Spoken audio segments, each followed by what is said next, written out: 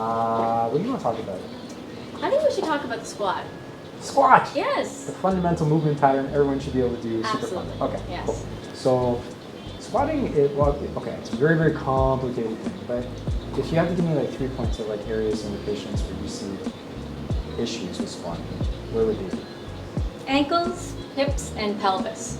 Okay, and how does that present? Like, what do you see when people do that? Usually when there isn't good movement in the ankles, people will, instead of just bending in a hinge motion, they will rotate out. Okay.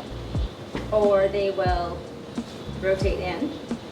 Or you'll notice their feet collapsing as they get to the bottom of that squat position. Okay. Okay, now that's also true with the hips. If someone has to go really, really wide and turn their feet all the way out, they likely are missing external rotation on their hips. So they, in order to get down deep into that position, they have to roll their hips out so that they're able to get their pelvis to drop. Conversely, if you have a lot of too much internal rotation and not enough external rotation, you're probably going to get midway in your squat and not be able to go any further. So what would you say then? So let's go with the second one. Let's go with the person who is going in? Yeah. What are some things you recommend people that they can work on at home? They can work in the gym for sure to help correct that.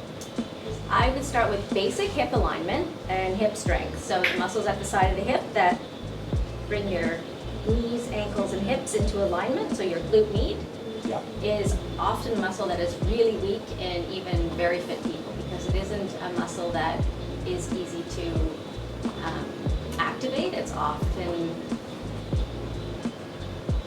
overpowered by some of the bigger muscles and thus neglected. So one of the simplest ways you can start working on your glute med strength is just working on your single leg balance. So shifting your weight over onto one side, making sure your ankle, your knee, and your hip are in alignment, and you actually feel that muscle at the outside of your hip working.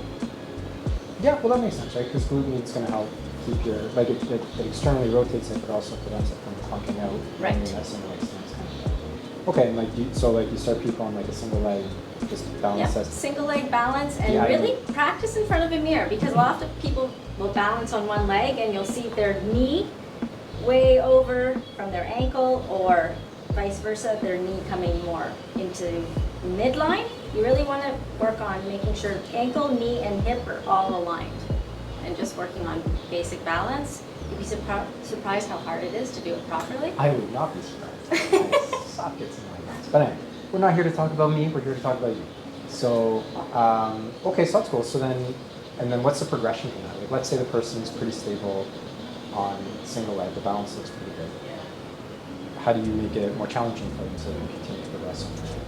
So I would progress it to something more dynamic, so where we're actually moving the hip through a range of motion. Okay. So grabbing some sort of TheraBand or some sort of resistance band, and so the basic motion is this position, and you're just trying to bring that knee up and feel that muscle working inside your hip. Okay, really important that you're not compensating through the abdominals and the lower part of the pelvis by moving around. You want to make sure you're nice and stable. If you are lying flat, you want to make sure you're not rolling back, that the hips are stacked, so meaning the one hip is on top of the other one, and you're just coming up and down. I start everybody with 3 sets 15. Isn't that what everybody does? 3 sets 15? Yeah, 12 to 15 for sure.